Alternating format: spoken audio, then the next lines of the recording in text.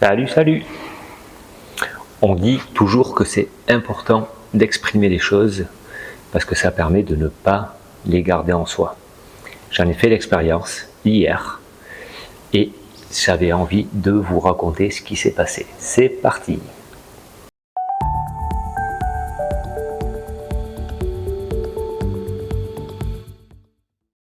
Dans ma vidéo d'hier, je vous faisais part d'un coup de téléphone que j'ai eu avec des amis et un qui m'a dit quelque chose qui était sa pensée, qui était ok, et qui, moi, m'a confronté, m'a mis dans un état que je connais bien, qui est des fois où tout va bien, tout est ok, ça avance, la confiance est là, et il suffit d'un élément qui fait que ça va tout basculer, et cet élément-là, qui peut être considéré comme un échec, qui peut être multiples choses, va tout emmener un peu avec lui.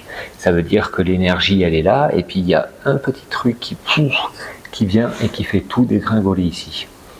C'est ce qui s'est passé hier.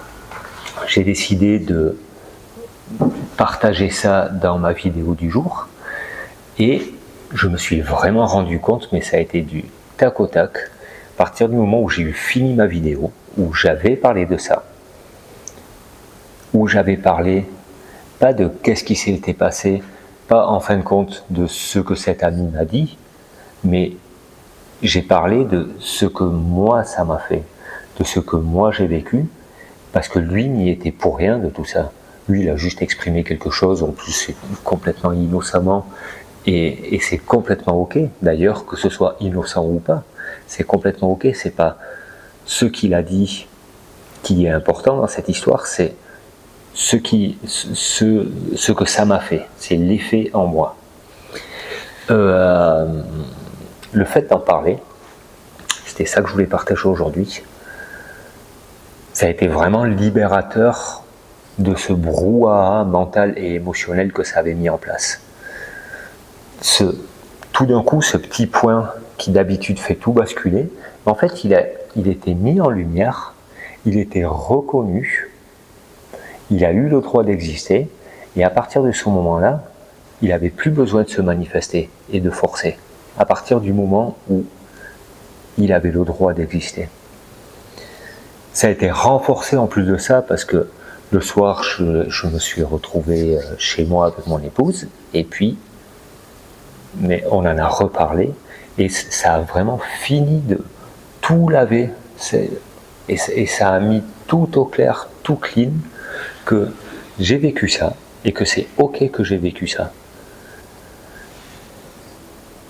Ce que je voudrais partager avec ça, c'est vraiment, on dit il faut parler des choses pour les évacuer, mais c'est pas une phrase vraiment à l'envers. C'est vraiment quelque chose de très important.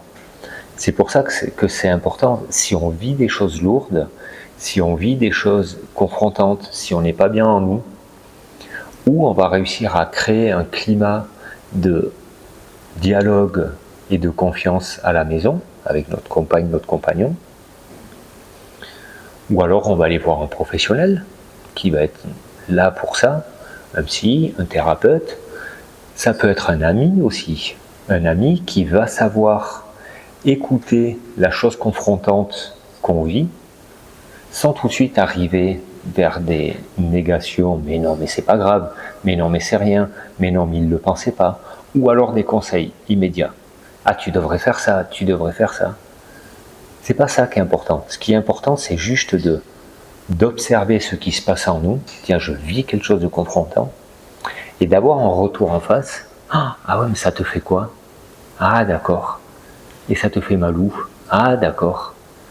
Et du coup, on n'est plus du tout dans le conseil, on n'est plus du tout dans le il faut faire, on est juste dans l'observation, l'accueil et la validation de ce qui se passe.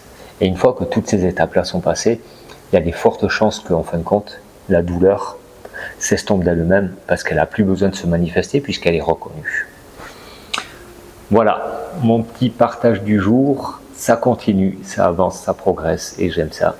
Et je vous dis à demain pour autre chose. Ciao.